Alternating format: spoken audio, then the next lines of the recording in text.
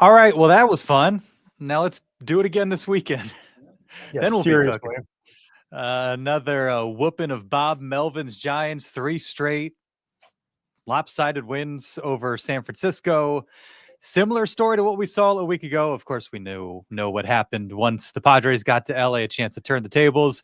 This weekend, there was one game separating the two in favor of the Padres last weekend as they went to Dodger Stadium. This time, one game separating the two in favor of the Dodgers as they go to the Padres Stadium at Petco Park. So a fun weekend ahead. Derek Togerson, fresh out of the Padres clubhouse after an 8-4 victory over the Giants. I would imagine everybody in good spirits there, Derek. Yeah, not too shabby, except for Jackson Merrill, of course, who just continues to just have a rough go of it, man. Other than that, though, yeah, everybody's in a pretty good spot. We will get the pulse of the club from you, the update on Merrill, thoughts on what we saw from the Giants, thoughts on what is ahead against the Dodgers. Going to be a very, very exciting few days at Petco Park. First things first, thanks to OG's, a sponsor of the On Friar podcast. Appreciate all they do for On Friar and the NBC7 sports team. If you're not able to make it out to Petco Park this weekend, OG is a great spot to catch the game. Tons of TVs, great menu. Always having specials, new menu items, great beer list, and a bunch of locations around San Diego County. So thanks to OGs and all they do for On Friar. Without further ado, the walk-up music.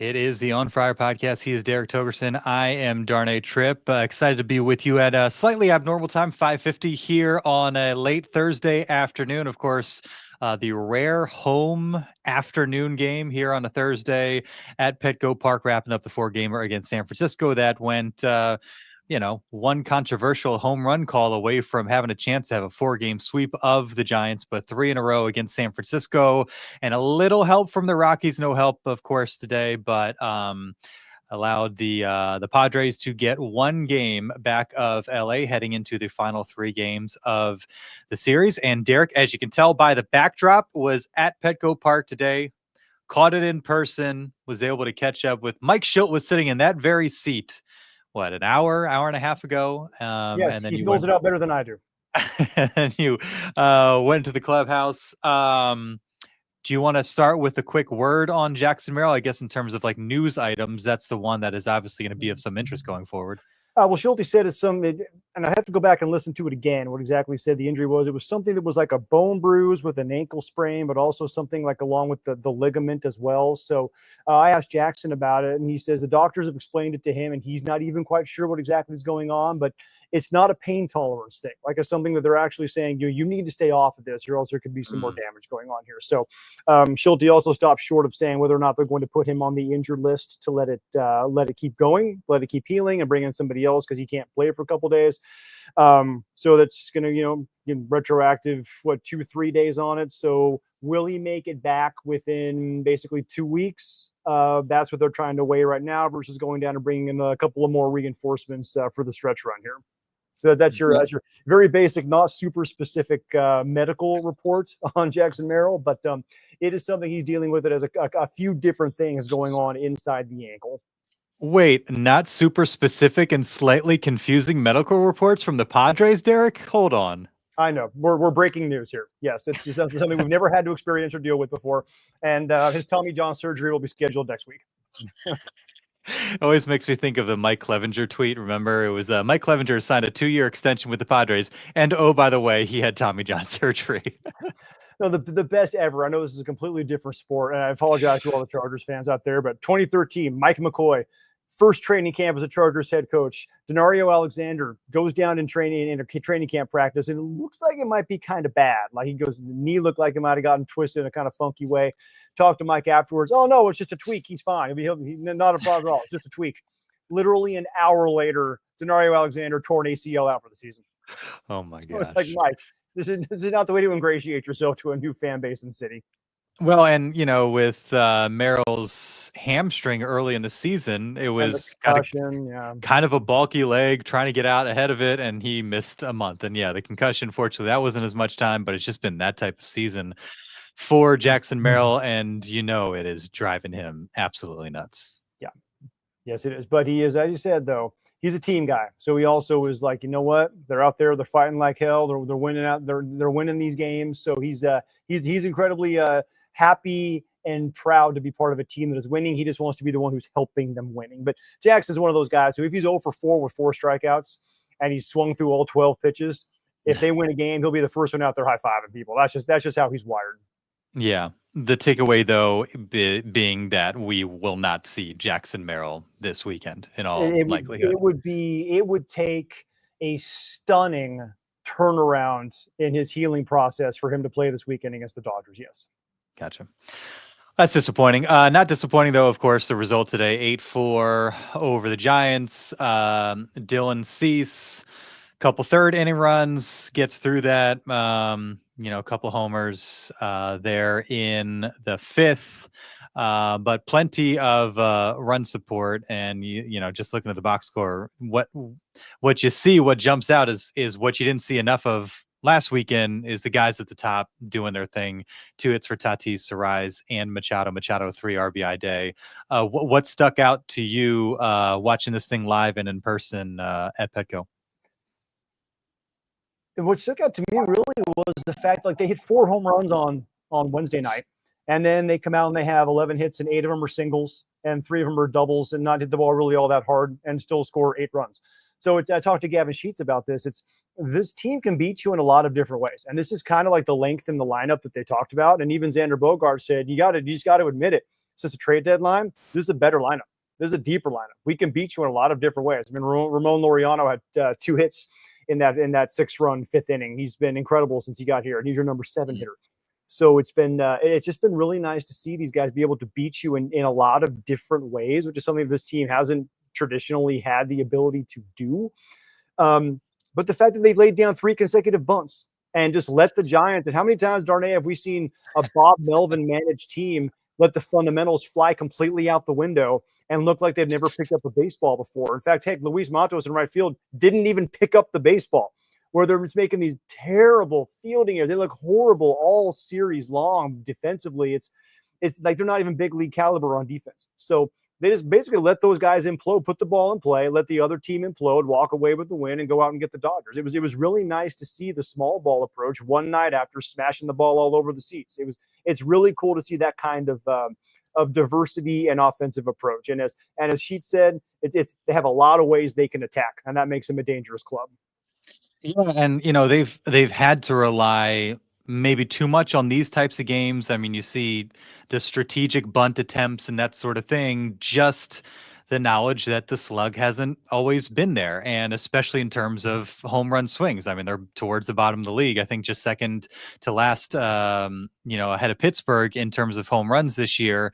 And so I love the diversity. I would just love the diversity to include more nights like we saw on Wednesday, where you're getting those big swings, those impactful swings that change the game.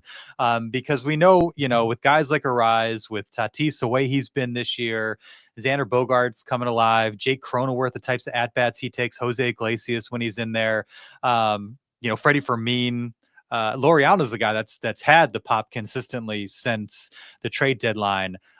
These types of, as the fans like to call them, the power friendship innings, they're in there. But we dig the long ball too. And Wednesday was a nice glimpse of maybe the potential that is in there. It's just haven't seen as much from Manny of late. Tatis, longest stretch of his career. Jackson Merrill, obviously, given the injuries and everything we've spoken about, not the same level of pop.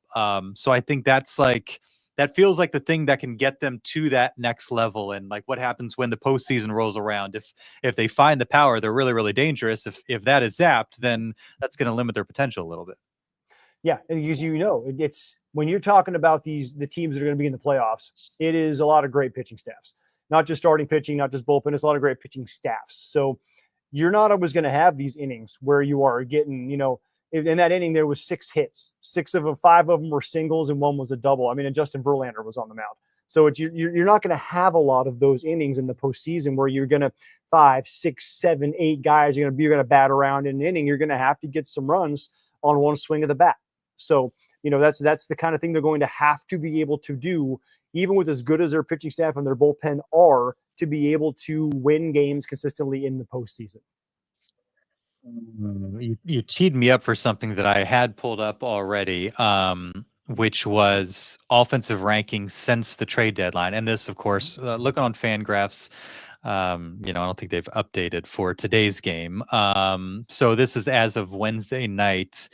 And weighted runs created plus, Padres are 8th in Major League Baseball, a 117 WRC plus.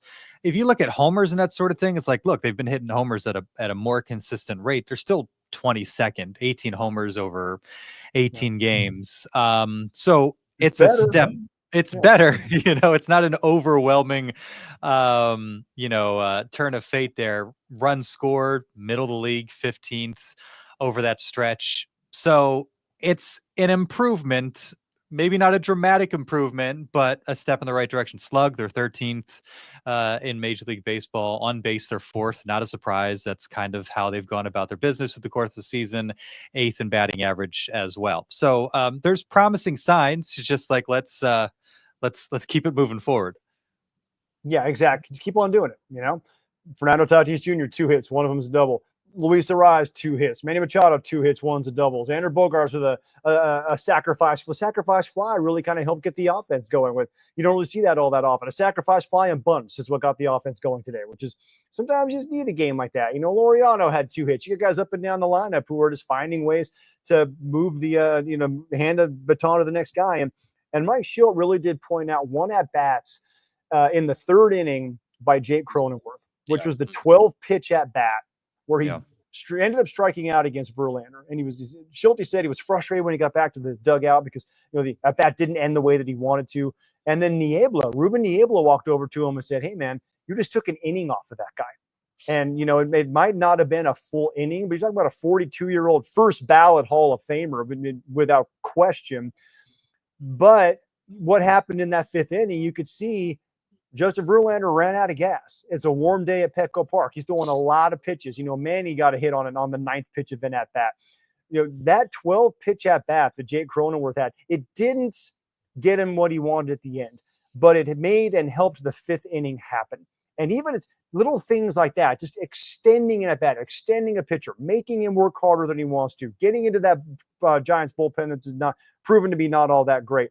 All those little things combine to help you in a baseball game. And those are the little things that you talk about with championship baseball clubs.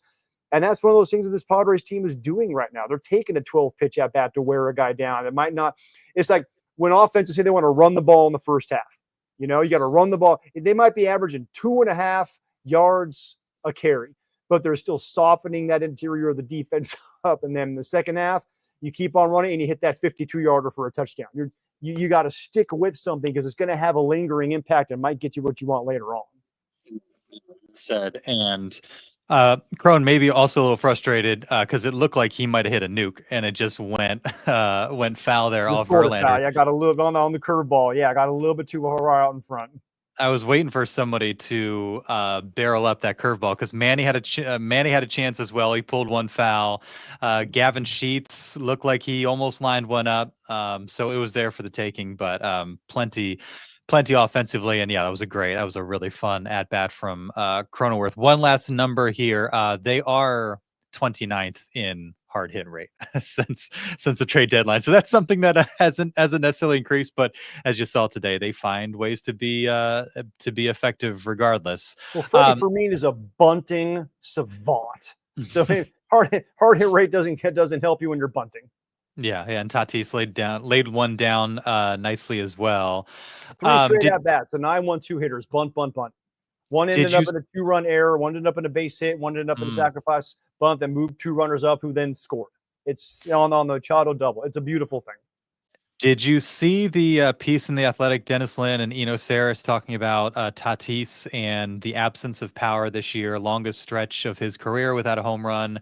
And if you haven't read it already, I know it's something that you would enjoy because using the bat tracking technology. Yep. And, him waiting, his patience, striking out less, more discerning at the plate, better on base. But by waiting a little bit, it's maybe taken away some of the home run potential, the ability to kind of get that launch angle and that sort of thing. You're seeing him hit the ball on the ground a lot, even when he's hitting the ball hard. So an interesting piece. I think we've all kind of been wondering. There's also, like, in my mind, there's always been, well, he got plunked May 2nd, and that's when things slowed down for him. And so I still have that in my mind, like maybe there's something there. He just doesn't want to talk about it, and good on him if that's the case. But that's the first breakdown like this that I've seen where it really gets into just the kind of mechanics of it, some of the changes that he's made this year, the experimenting with where he is in relation to the plate, obviously pitch recognition, and when he jumps on a pitch that he likes, maybe being at the root of him just not having the same type of pop that we've seen. Well, he's never been a great 2-out hitter. Oh, sorry, 2-strike hitter. He's never been a great 2-strike hitter. And if he's working more counts and trying to be more discerning, he's going to be in more 2-strike counts. So that's going to take away some of his power numbers just in general. Now he is striking out less, great, which is a good thing. Now I think what he needs to do is find a way to marry striking out less with his natural proclivity for barreling baseballs and having them travel very, very long distances. And that's the thing I think that's been so weird. And again, tell me if they address this in the piece or not. It's been so weird because he's stronger physically now than he's ever been. He's more healthy now, as he says, than he's ever been. So why is he not finding ways to barrel baseballs more consistently now that he's a stronger, more healthy version of himself? And that tells me it's not that nothing he's doing mechanically. It's nothing he's doing with his pitch. It's all here.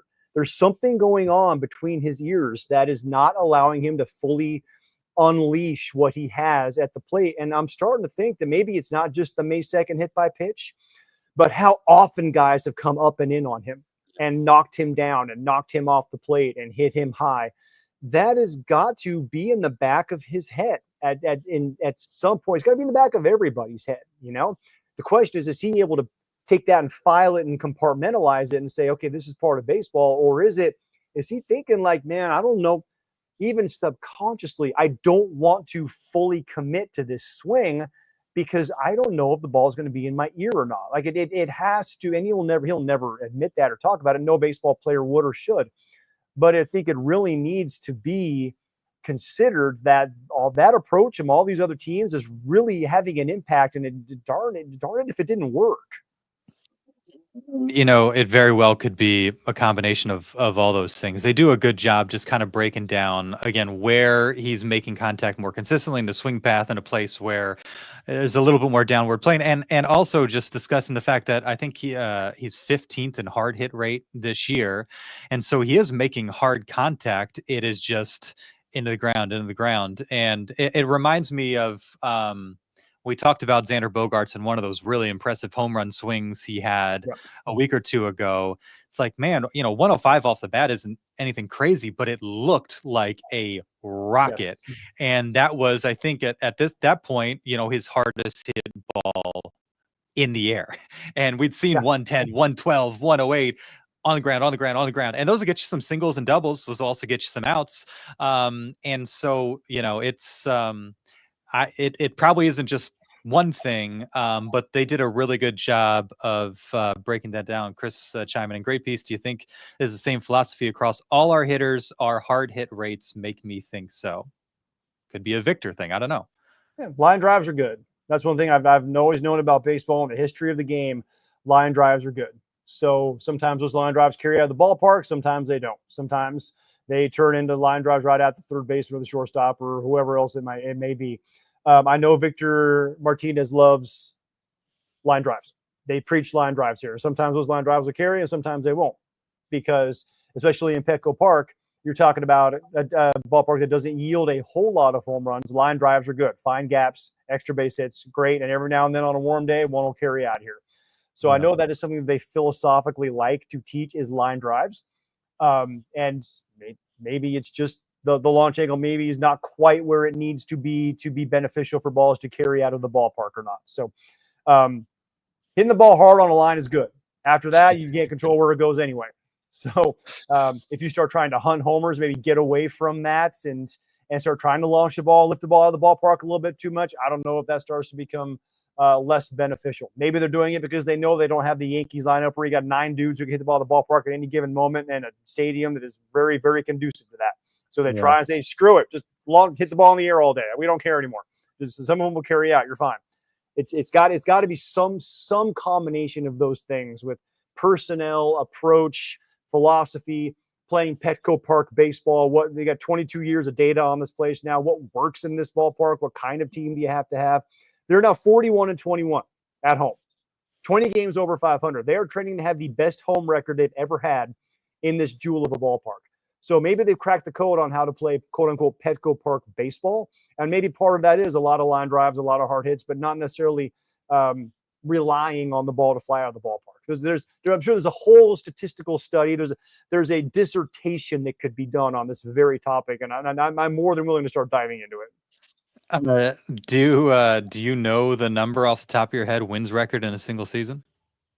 I don't. I think it's 50-something, 58, 59, I think, most wins at home. Tatis threw early May 1st, May 2nd. He got plunked May 2nd. 345 average, 419 on base, 602 slug. 8 homers in 30 games. WRC plus of 185.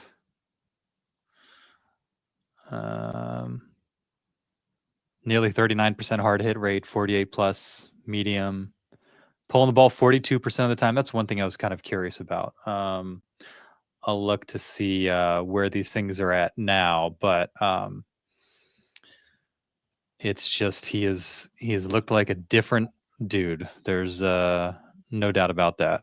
By the way, 54-27 is the Padres' best home record ever, and that was the 98 54 World Series team back at Qualcomm.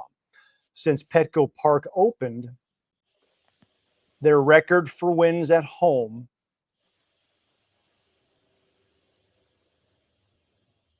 is 2014. They were 48-33 at home. So they're right now 7 wins away from tying the most wins they've ever had at Petco Park.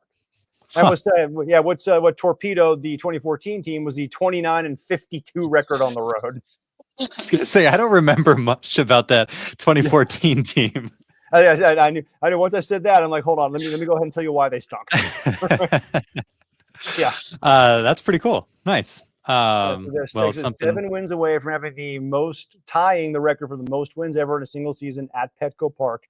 And they are very much capable. See, 54-27. If they have to go 13-6 at home down the stretch to equal the best home record in franchise history, which is more than doable. They'd be 4 wins away from tying that record after this weekend, maybe. The last 2 years, by the way, the last 3 years, 44-37, 44-37, 45-36. Really? Well, nothing if not consistent. So, they should blow right through that. Yeah. Let's look ahead to this weekend a little bit, unless you got why? Nothing's going on this weekend. Anything else from the clubhouse? Anybody else say anything of particular note or interest, whether it be related to this series or what's ahead? They all want to not talk about this look ahead too much right now. Xander Bogaerts said, okay, it's 4:45.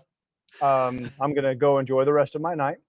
I might watch some video later, and then I'm going to come in here and I'm going to play tomorrow. We're going to get ready and we're going to have a really good series, which is very differing from Mike Shildt, who said, I wish I could play it tonight. I want to go right now. To which Xander Bogaerts replied, yeah, so everybody's different. Yeah. So it's in fact, and Fernando Tatis Jr.'s was like, I need a break. It's like, as much as I love playing baseball, I don't want to play the Dodgers tonight. All right. We were out there running around in the sun for 3 hours. we need a break. He has consistently seemed exhausted. Yeah. Mm-hmm. After these, especially after these afternoon games. Maybe it's because that's most often when we catch them is after these Wednesday, Thursday, Sunday afternoon games.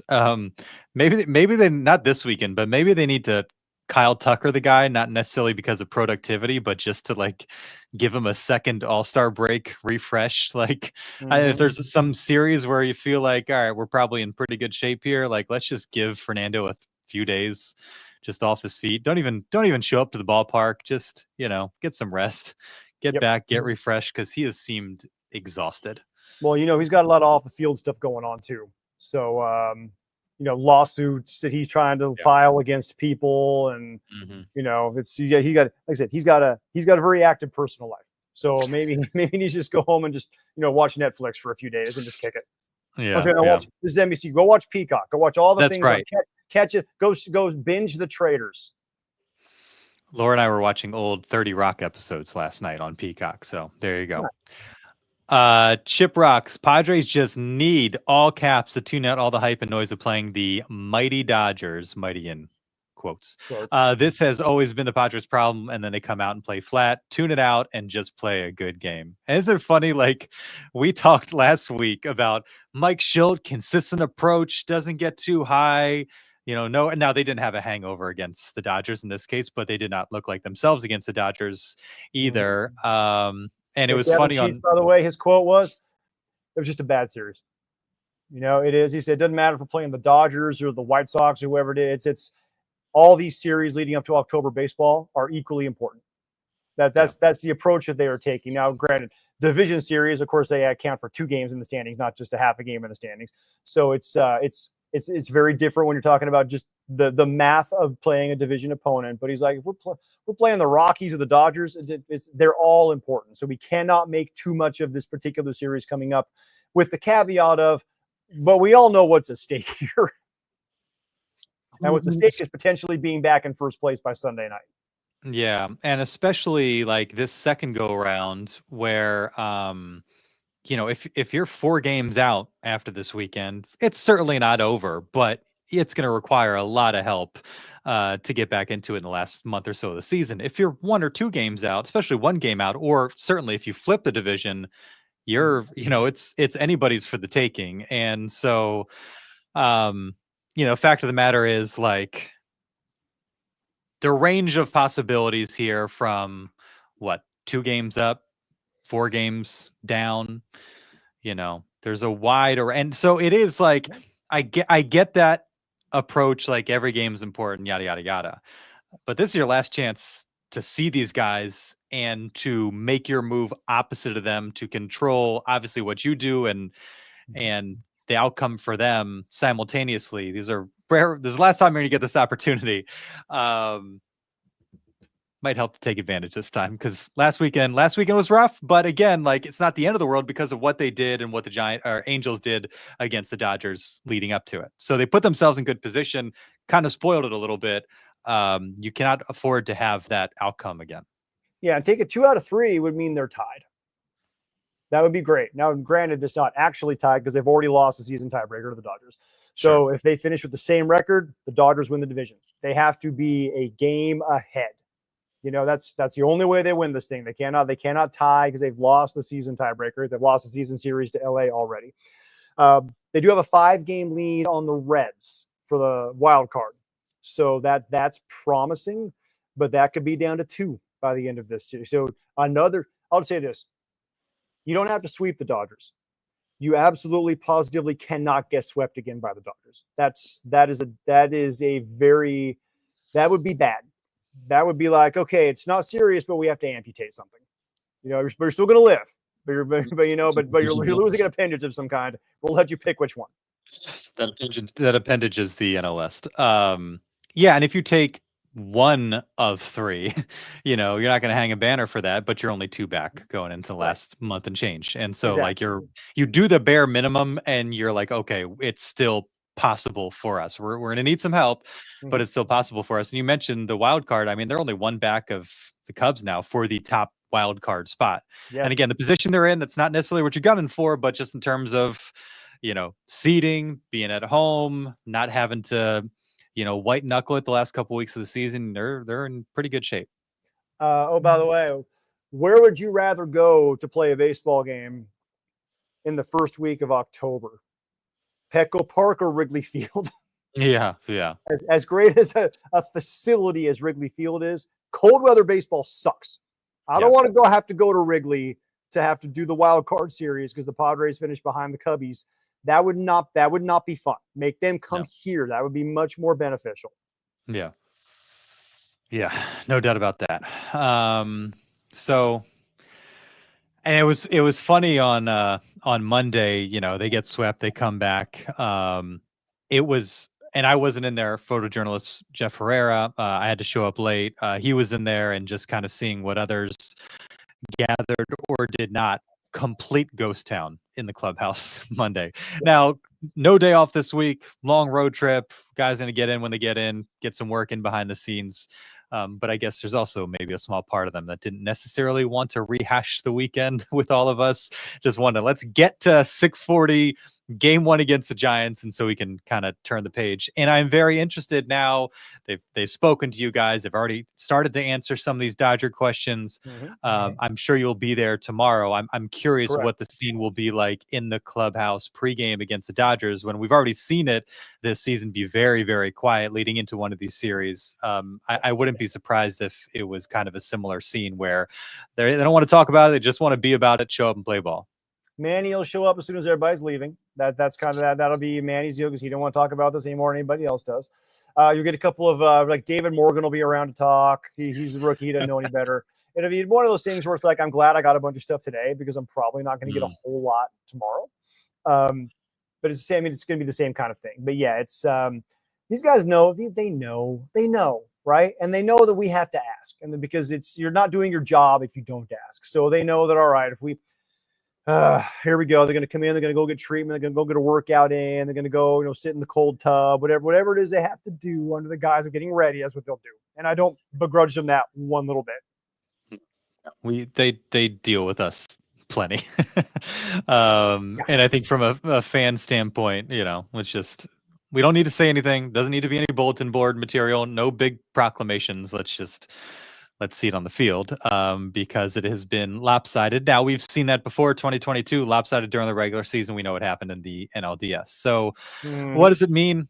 I don't know. It only means so much at this point. I think just kind of in terms of the contrast of what we've seen throughout the season and what we've seen against the Dodgers, what's been frustrating is they just haven't been themselves. They have not come close to touching their potential, with the exception of that, what was it, like 11-1 win, I think, in the series finale here at Petco Park. Dylan Cease on the mound. That one felt a little bit like an anomaly after getting knocked around a little bit by the Dodgers. But to see them compete like we know they can, and we've seen how competitive these games can get and down to the wire, they haven't even kind of put themselves in position consistently to have like late inning drama this season. That would be fun to see. Rotation didn't get it done last week. Even take away that Friday game, Cease and Darvish not themselves. Well, thank God we don't have to deal with Dylan Cease this weekend. Yeah. You get Darvish, Nestor, and Pivetta. Sign me up for Sunday with Nick Pivetta on the mound. That should be fun. And will be interesting. I think a lot of people, there was, I don't know if you caught all the fans clamoring for Ryan O'Hearn, and Monday against the lefty, not in the lineup. Shildt asked some questions about that. Pinch hits him against the lefty, and he homers, and that sparks like 3 straight very good days at the plate for Ryan O'Hearn, who went 0 for today, but did score a run. Well, he also got hit in the hand, and that's true. Yeah, that always stings. Yeah. But not, certainly not taking anything away. But all that to say, this is an everyday guy. Like there's no questions. It felt a little bit like Mike Shildt was too willing to accept some reason not to have Ryan O'Hearn in the lineup. If it's Manny's a DH him and Gavin Sheets in lineup together. Yeah. Jackson Merrill getting hurt almost forced his hand and having to let him do this, and darn it, it's working. Yeah. I mean, now you're at a point where you need to look for ways to get Ryan O'Hearn in the lineup. You just need to make it happen. He's too good. He's too valuable. He provides what this team has been missing, similar to what we've seen from Ramon Laureano. And so with Snell, I believe it is pitching on Friday. That'll be an interesting thing when the lineup card comes out. I sure hope we see O'Hearn because, as Mike Shildt said, we're just trying to figure out who gives us our best chance to be competitive. I think Ryan O'Hearn gives you your best chance to be competitive somewhere in the lineup, whether it's a DH day, outfield, first base, wherever. You just got to get him in there. Yeah, you got to figure. And also, credit to Ryan O'Hearn and Gavin Sheets. Those two guys. Gavin Sheets has more extra base hits against lefties this year than he had in his entire career leading up to this year. It's whatever.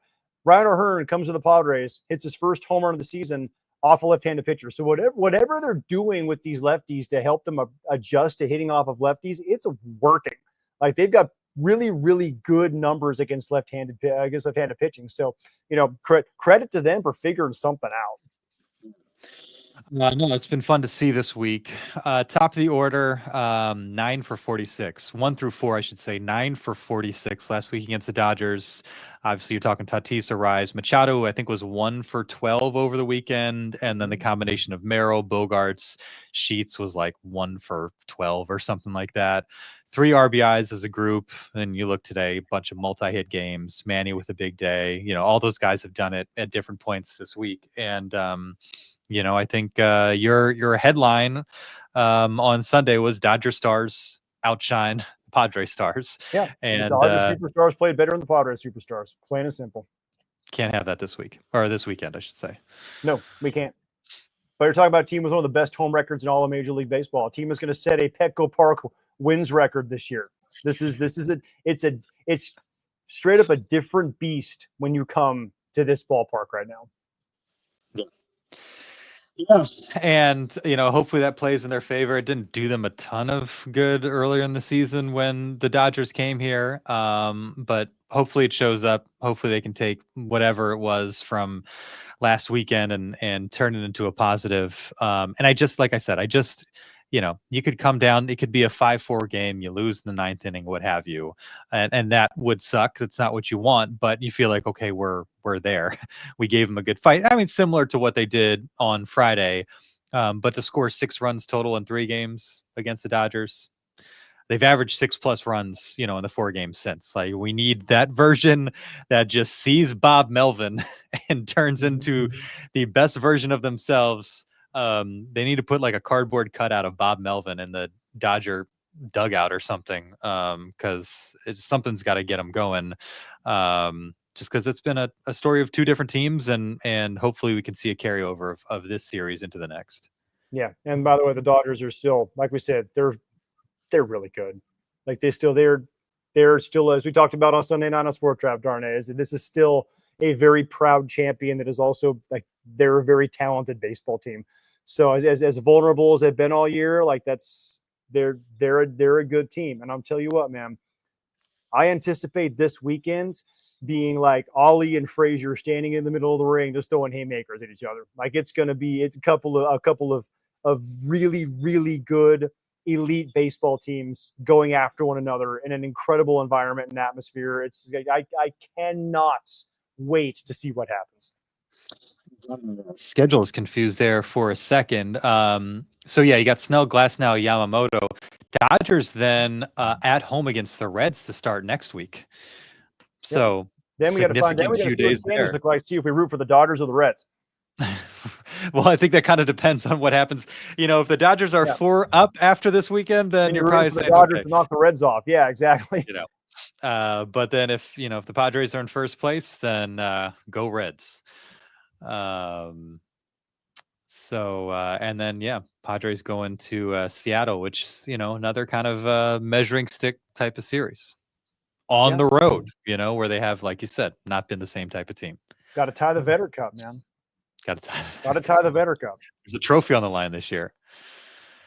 You got anything else before we wrap this thing up? God, nothing I can think of, man. That's everybody knows. Everybody knows what this is. Everybody knows what this is about. Everybody knows what's on the line. So, go out and play ball. That's the best way to do it. Oh, and Wes Magnolia, what's your Auburn football outlook? War damn Eagle to you too, Wes. War damn. If Jackson Arnold could do anything in Hugh Freeze's offense, then I think they have a shot. I think you're looking at maybe a 7-8 win ceiling for that team.